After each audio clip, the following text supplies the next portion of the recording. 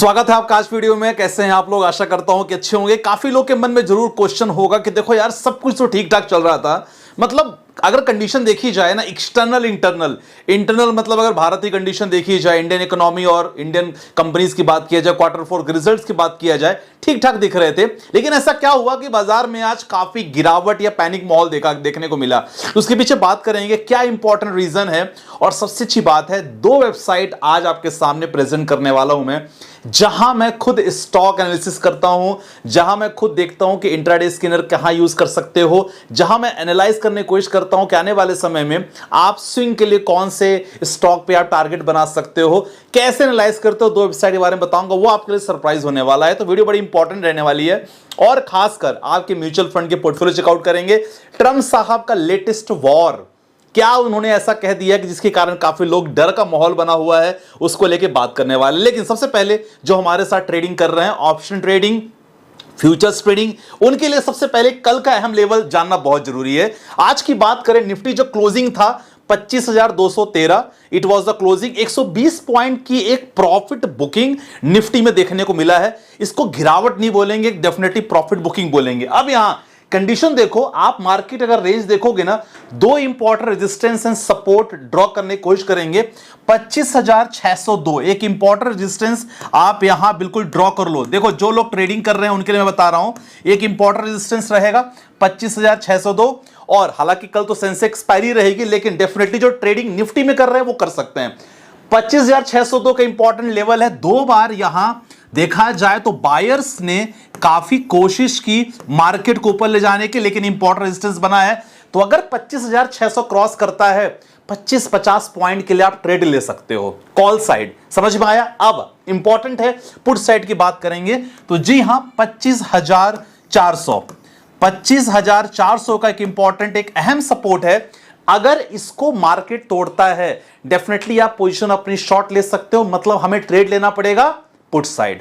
समझ में आ गया? सिंपल कंसेप्ट है, ज्यादा उसमें कुछ टेंशन लेने की बात नहीं है। हालांकि मार्केट का रेंज आज इसी के बीच में लगातार मार्केट वगैरह घूम रहा था। चलो, ये तो हमने देख लिया। अब कंडीशन देखो कि सेंसेक्स की कहानी कैसी रही है। अगर सेंसेक्स की आज बात करते हैं तो सेंसेक्स में भी हल्का सा देखो गिरावट देखने को मिला। इट वॉज प्रॉफिट बुकिंग बोलेंगे 400, अगर देखा जाए 452 पॉइंट की एक गिरावट सेंसेक्स में देखने को मिली। तो जो लोग अगर सेंसेक्स में कल ट्रेड करने वाले हैं, उनके लिए एक इंपॉर्टेंट लहम रहेगा। जी हां, 83,650 एक इंपॉर्टेंट लेवल है जिसपे आपको कल देखना पड़ेगा। और यहां से अगर ऊपर हुआ तो डेफिनेटली प्रॉफिट बुकिंग होगी। और बाकी अगर 83,400 के नीचे मार्केट जाता है, डेफिनेटली यहां आप पोजीशन ले सकते हो शॉर्ट साइड। हमारे साथ अगर ट्रेडिंग आप करना चाहते हो, डिस्क्रिप्शन पे नंबर है, वहां से आप जुड़ सकते हो हमारे साथ। ठीक है, अब इन चीजों को लेके बात हो गई। अब इंपॉर्टेंट है कि आज मार्केट की जो कहानी हुई उसके पीछे रीजंस क्या थे। देखो, रीजंस के बारे में हम बात करेंगे तो रीजंस जब बात करो, दो तीन फैक्टर काम आते हैं। सबसे पहले यार, कोई इंटरनल फैक्टर तो नहीं था या कोई एक्सटर्नल फैक्टर तो नहीं था। देखो, इंटरनल फैक्टर देखा जाए तो फिलहाल ऐसा कोई इंटरनल फैक्टर कहीं नहीं रहा। अभी हमने इकोनॉमी के लिए बूस्टर डोज भी हमारा आरबीआई द्वारा रहा। सबसे अच्छी बात है, गवर्नमेंट ऑफ इंडिया द्वारा 13,000 करोड़ के लिए ऑटो सेक्टर के लिए भी लगातार पैसे दिए गए। ठीक है, अब ऑटो ऑक्सिलरी पार्ट के लिए अब ये इंपॉर्टेंट है कि दोनों तरफ तो अच्छी पॉजिटिव है। एफआईआईएस ने भी थोड़ी सी, मतलब देखा जाए तो एफआईआईएस की बाइंग भी ठीक ठाक है, इतनी स्ट्रॉन्ग सेलिंग नहीं है। तो इंटरनल खबर तो ठीक है। अब जब ये सब बात आती है तो लगता है एक्सटर्नल क्या हो सकता है। एक्सटर्नल में जी हां साहब, ट्रम्प साहब का वॉर। अब ट्रम्प साहब के जब न्यूज की बात आती है ना, तो हमें देखने को मिलता है कि भाई ट्रम्प साहब की तरफ से कुछ इंपॉर्टेंट खबर आई है क्या। अब जब ट्रम्प साहब की तरफ से इंपॉर्टेंट खबर आते हैं तो खबर कोई निगेटिव खबर देखने को नहीं मिलती है। लेकिन हालांकि उन्होंने कहा है कि 9 जुलाई जो हमारी एक डेडलाइन है टैरिफ को लेके, तो हम लोग सोच रहे हैं कि that would be the final deadline, वो हमारे लिए फाइनल डेडलाइन रहेगी। लेकिन कुछ देशों के पास हम जो लेटर भेजने वाले हैं उसमें हम तो क्लियर मेंशन कर देंगे कि सर, आपके लिए 25% का टैरिफ है, आपके लिए 50% का टैरिफ है। और साथ ही साथ उन्होंने ये भी कहा है कि देखो यार, मेरा मूड है, मैं चाहूं तो ये डेडलाइन बढ़ा भी सकता हूं। लास्ट लाइन इनकी थी और ये चीज कैप्चर किया है, लाइव हिंदुस्तान ने कैप्चर किया इन चीजों को लेके।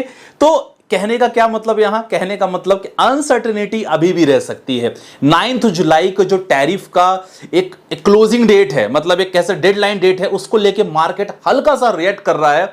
और इसीलिए बड़े बड़े इंस्टीट्यूशनल यहां प्रॉफिट बुकिंग कर रहे हैं। तो आज के मार्केट के जो बेसिक रीजन रहा sir, it was only the profit booking. तो यहां आपको टेंशन नहीं लेना, आपको सोचोगे नहीं यार गिरावट होगी, नहीं, मैं आपको बताऊंगा कुछ ऐसे इंडेक्स भी आपके सामने प्रेजेंट करने की कोशिश करूंगा, वो आपको बताएंगे कि आप अपनी पोजीशन लॉन्ग टर्म में कैसे ले सकते हो। ठीक है, देखो ट्रम्प साहब को तो अच्छा बयान था यार, उन्होंने कहा कि देखो हमारा भारत संग जो हमारी ट्रेड डील है वो तो बिल्कुल करीब है, और कहा कि 9 जुलाई के डेडलाइन बढ़ाने की कोई जरूरत नहीं पड़ेगी।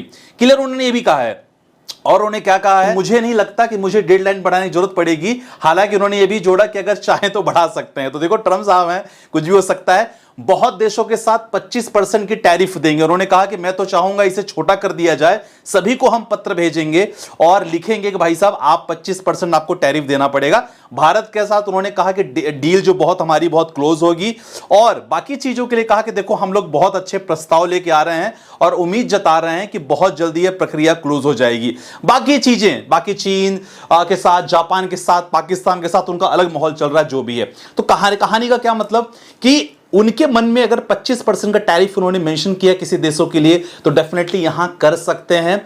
और यही एक पैनिक माहौल है और इसी कारण ग्लोबल इंडेक्सेस थोड़ा सा यहां वीक महसूस हो रहा है। ठीक है, तो ये उनका है। अब ऐसे में मैं आपको एक साइट बताने वाला हूं, यहां आप ना बहुत कुछ रिसर्च कर सकते हो। जी हां, investing.com डायरेक्ट जाना, यहां आपको काफी कुछ पता चलने वाला, मैं आपको बताऊंगा। जो लोग मार्केट को लेकर डरते हैं कि आगे मैं क्या करूं, थोड़ा सा यहां आपको काफी कुछ समझने को मिलेगा। एक हिंट मैं आपको दे रहा हूं, ठीक है, कोई यहां मैं एडवर्टाइजमेंट नहीं करने की कोशिश कर रहा हूं, लेकिन नॉलेज की इस साइड से आपको नॉलेज मिल सकता है। देखो निफ्टी का बता रहा है यहां कि निफ्टी का हाई लो बताएगा ही, निफ्टी बैंक का है, गिफ्ट निफ्टी की क्या कंडीशन है, पूरे वर्ल्ड लेवल के मार्केट की क्या कहानी है, चाहे यूएस की बात करेंगे, चाहे फिटसी की बात करेंगे, डेक्स बात करेंगे, इंग्लैंड के मार्केट की बात करेंगे, जापान की बात करेंगे, चाइना के मार्केट की बात करेंगे, साउथ अफ्रीका, कंप्लीट मार्केट की कंडीशन आपको यहां देखने को मिल जाती है। ठीक है, अब इंपॉर्टेंट है यहां परफॉर्मेंस आपको देखने को मिलता है कि इस मार्केट ने पिछले कुछ समय में कितना परफॉर्मेंस दिया है।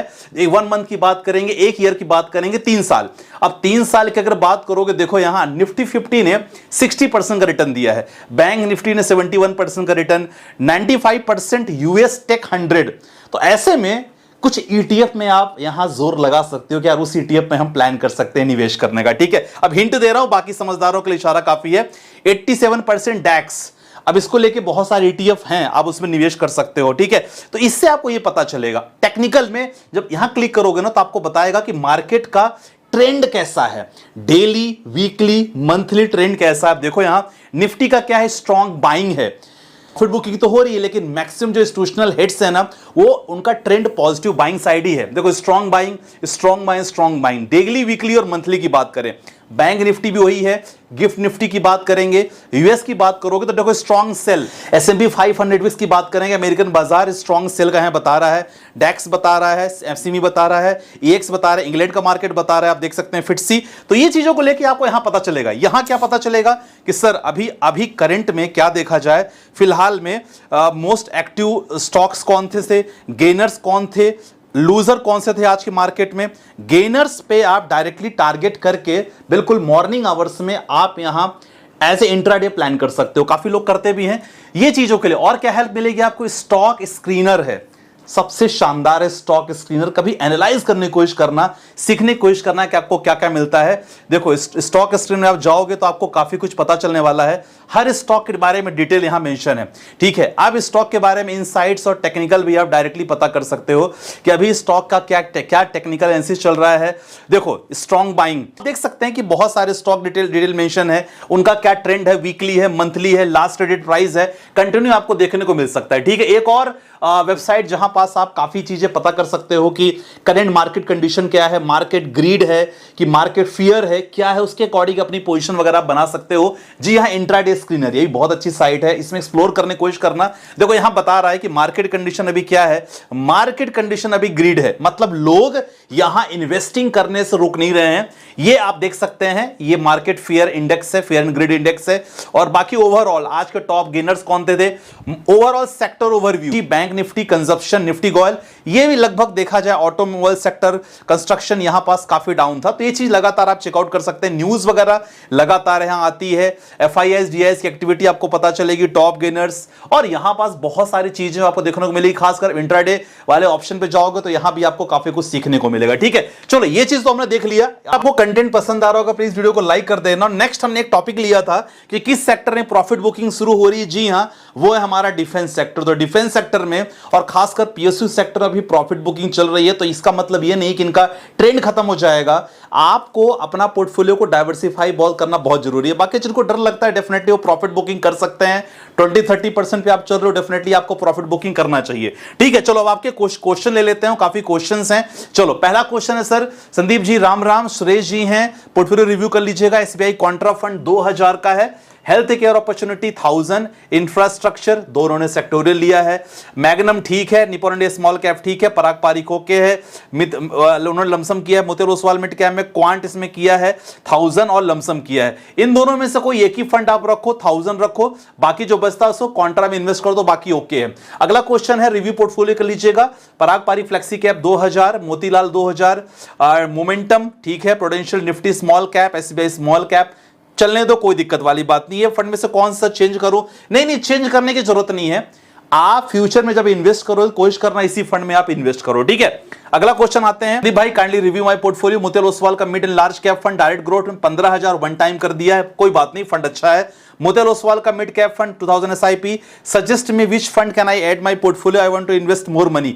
Mid cap already mid cap में आप ऑलरेडी आपने ले रखा है तो आप कोशिश करो फ्लैक्सी कैप पे ले लो, और चाहो तो एक स्मॉल कैप में रख सकते हो। ठीक है भाई, एक साल हो गया है, 20 लाख रुपए लगाया था, आज भी 20 पर ही झूल रहा हूं। मिडिल क्लास के लिए ये नहीं है सब, देखो गलत बात है यार रविशंकर जी।